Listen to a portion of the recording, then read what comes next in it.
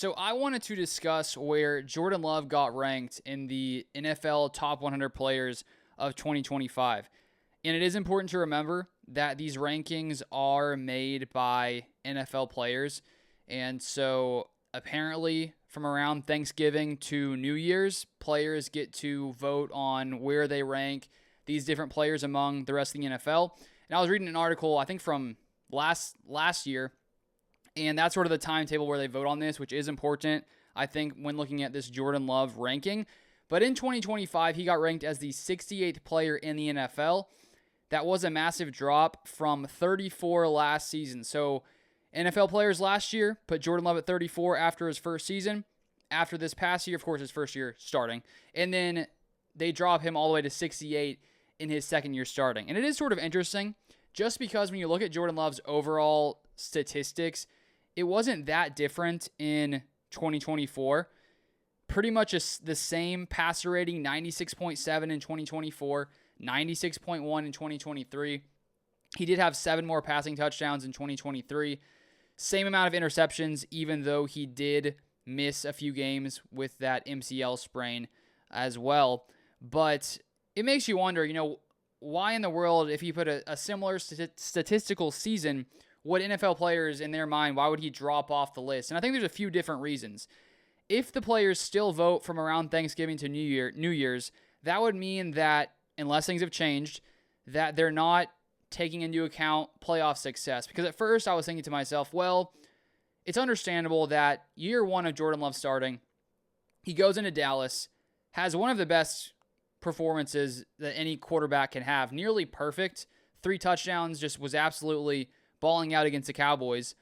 Then he goes to San Francisco, plays good for a little while, and then throws 2 picks near the end. And I think when you finish off that, his first season starting, and you look at what he did in the playoffs, you think to yourself, man, this guy has crazy upside. And because he was a young quarterback and still in his first year, I feel like people were excited about what he could potentially become. And then in 2024, he didn't finish off quite as strong against the Eagles. But considering guys vote on it supposedly between Thanksgiving and New Year's, I think it is important to look at how the Packers finished off and Jordan Love finished off in 2023 compared to 2024, because I think that's part of the reason for the drop-off. In 2023, we have to remember, there was a stretch where the Packers beat the Lions. I think that was a Thanksgiving game. And then they beat the Kansas City Chiefs. And so in 2023, they beat 2 of the best teams in the NFL. And so all these NFL players who voted on this the year prior had to think to themselves, like, my goodness, this guy Jordan Love is coming in and beating the best of the best in the NFL.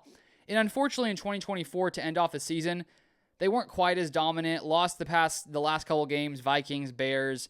They lose to the Lions as well. May have gotten one of those games wrong, but they didn't finish off quite as strong in 2024 as they did in 2023.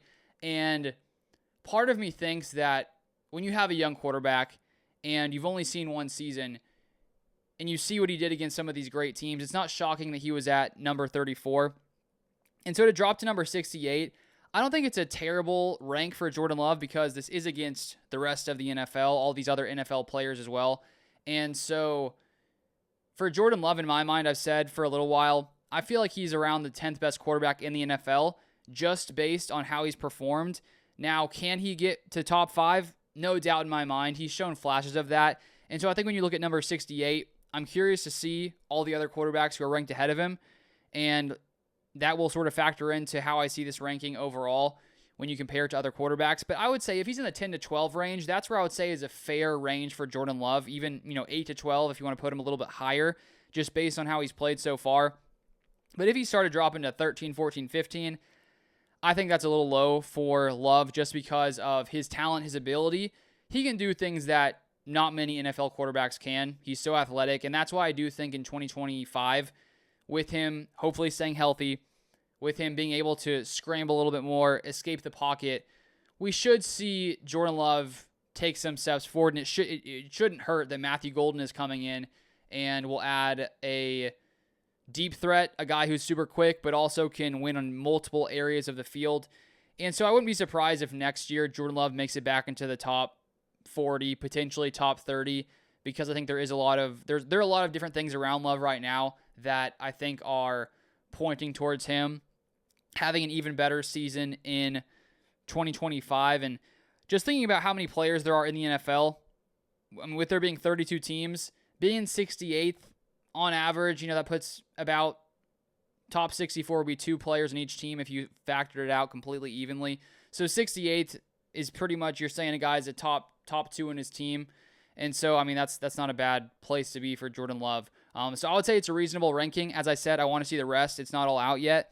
And I need to see what other quarterbacks are ranked ahead of him to fully have my thoughts. But I think it's reasonable, and I do think he can get better in 2025. But that is going to be it for this video. If you want more Packers content, feel free to subscribe down below, and I'll see you guys next time.